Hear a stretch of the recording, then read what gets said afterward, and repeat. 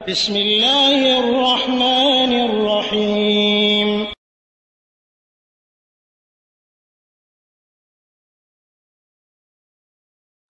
ওয়ালাইকুম আসসালাম রহমতুল্লাহ বারাকাতুহু। লাস্ট হয়েছে 695। ভাই, আপনি জানতে চাইছেন মসজিদে সিসি ক্যামেরা লাগানো বিষয়ে। সিসি ক্যামেরা লাগানো বৈধ রয়েছে যদি প্রয়োজন দেখা দেয়, অসুবিধা নেই ইনশাআল্লাহ। কারণ মসজিদে আধুনিক যুগে অনেক কিছু সম্পদ থাকে, আর চোরে শোনে না ধর্মের কাহিনী। চোরকে এমনও দেখা গিয়েছে যে যখন উপরের কোনো জিনিস নিতে না পেরেছে তখন কোরআনগুলিকে 8-10 খান কোরআনকে একটার পর আটা রেখে ওর উপরে উঠে ফ্যান চুরি করেছে বা মসজিদের সম্পদ চুরি করেছে। তো যেহেতু মসজিদে বিভিন্ন সম্পদ থাকে, বিভিন্ন কিছু থাকে, আর এগুলি রক্ষণাবেক্ষণের প্রয়োজন রয়েছে। আর বর্তমান জামানাতে দেখতে পাচ্ছেন দুর্বৃত্তরা মসজিদে ঢুকে কী করছে? খুন খারাপি করছে, হত্যা করছে। এক শ্রেণীর ওই উগ্রবাদী জঙ্গি, হিংস্র জঙ্গি, তারা মসজিদে ঢুকে মারামারি করছে, মানুষ হত্যা করছে। তো বর্তমান যুগের একটা চাহিদা হলো সিসি ক্যামেরা রাখা। আর এসব চাহিদার জন্য, এসব প্রয়োজনে মক্কা মদিনায় সিসি ক্যামেরায় অনর্গল ছবি গ্রহণ করা হচ্ছে, ভিডিও ছবি, অডিও ভিডিও ছবি বা এমনি ছবি। এটা বিশেষ প্রয়োজন, তো এটা বিশেষ প্রয়োজনের ক্ষেত্রে এটা বৈধ রয়েছে ইনশাআল্লাহ। আর সিসি ক্যামেরা যে এগুলি ধারণ করা হয়, সাধারণত এগুলি বেশিরভাগ বলা যায় যে এগুলি ভিডিও। তো আয়নার পর্দায় যেভাবে আল্লাহ নবীর যুগেও ছবি ভাসত বা এখনও ভাসে, অন্যভাবে সাগরের যে ছবি দেখা যায়, ছায়া দেখা যায়, তো বলা যায় যে বর্তমান আধুনিক যুগ এই জাতীয় ছায়াগুলিকে আটকে দিয়েছে, আটকে দেওয়ার ব্যবস্থা করতে পেরেছে আধুনিকতার মাধ্যমে। তো যদিও ছবিতে ছবিতে মিল, কিন্তু ছবির বাস্তবতা, ছবির যেটা সত্তাগত গুণ, তার ভিতরে আকাশ পাতাল তফাৎ হয়ে গেছে। আজকালকের ছবি কথা বলে, হুবহু আপনাকে দেখানো হয়। আপনি কোথায় কি করছেন আপনাকে দেখানো হচ্ছে।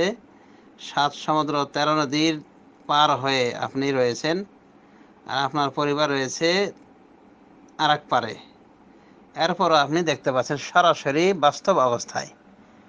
তো এটাকে অনেকে এজন্যে ছবি বলে না, বরং আয়নার ভেতরে যেমন ফটো ভেসে ওঠে, বা নদীতে পানিতে, স্বচ্ছ পানিতে যেভাবে নিজের একটা ছবি ভেসে ওঠে, এই ছবিটাই তারা বলে থাকেন যে এটাকে আটকে দেওয়ার ব্যবস্থা করা হয়েছে।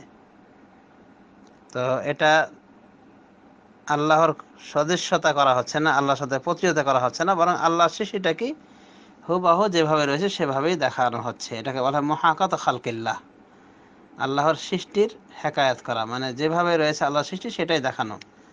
আর যেটা হারাম বা নিষিদ্ধ ছবি, সেটা হলো আল্লাহর সদস্যতা দেখিয়ে ছবি অঙ্কন করা।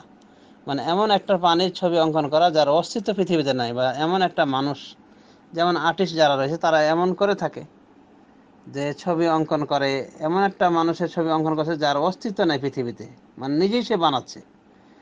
তো এ জাতীয় লোক এই সহিহ হাদিসের আওতাভুক্ত হবে যে কুল্লু মুসাউরিন ফিন্নার, প্রত্যেক ছবি অঙ্কনকারী জাহান্নামে যাবে। অথচ এই ক্যামেরার এই ছবিগুলি, ভিডিওর ছবিগুলি, এগুলি অঙ্কন করা লাগে না, এগুলি একটা শিশু পর্যন্ত তুলতে পারে, এমনকি এক অন্ধ পর্যন্ত বোতাম টিপে দিলেই উঠিয়ে দিতে পারে। তো এগুলি বলা আছে যান্ত্রিক যুগের এই ছবিগুলি। অনেকেই মনে করেন যে সেই যুগের ছবির আওতাভুক্ত হবে না। বিশেষ করে ভিডিও যেগুলি হয়ে থাকে, এগুলিকে অনেকে নিষিদ্ধ ছবির আওতায় গণ্য করেননি। আবার প্রয়োজনের তাগিদে এ জাতীয় ছবিকে, যা বিশেষ প্রয়োজনে করা হয়ে থাকে, গ্রহণ করা হয়ে থাকে, এগুলিকে বৈধ বলেছেন। তো আশা করি বর্তমানে যে মসজিদে ছবি ব্যবহার করা হয়ে থাকে, যে সমস্ত ক্যামেরা, সিসি ক্যামেরা ব্যবহার করা থাকে, এটা বৈধতার সীমানায় রয়েছে। কারণ এর মাধ্যমে মসজিদের সম্পদকে রক্ষণাবেক্ষণ করা হয়ে থাকে। আর বিশেষ করে মসজিদুল হারাম, হারামাইন শরীফাইনের যে ক্যামেরা, সিসি ক্যামেরা, এর মাধ্যমে কি করা হয়? মসজিদের উপস্থিত অবস্থা, মসজিদের সালাত, 5 ওয়াক্ত সালাত কি করা হয়? সরাসরি সম্প্রচার করা হয়ে থাকে। সুতরাং এই ইসলামী স্বার্থে এরকম প্রয়োজনে সিসি ক্যামেরা মসজিদে রাখাতে কোনো সমস্যা নাই। এমনকি যদি কেউ ইচ্ছা করে বাড়িতেও সিসি ক্যামেরা ব্যবহার করতে পারে চোর ডাকাতের উৎপাত থেকে হেফাজতের জন্যে। এক কথায় ছবিগুলি যেগুলি হারাম নিষিদ্ধ ছবি, 1 নম্বর ছবি, এগুলির ভিতরে 1 নম্বর ছবি হলো নিষিদ্ধ ছবি হলো মূর্তি আকারে, ভাস্কর্য আকারে।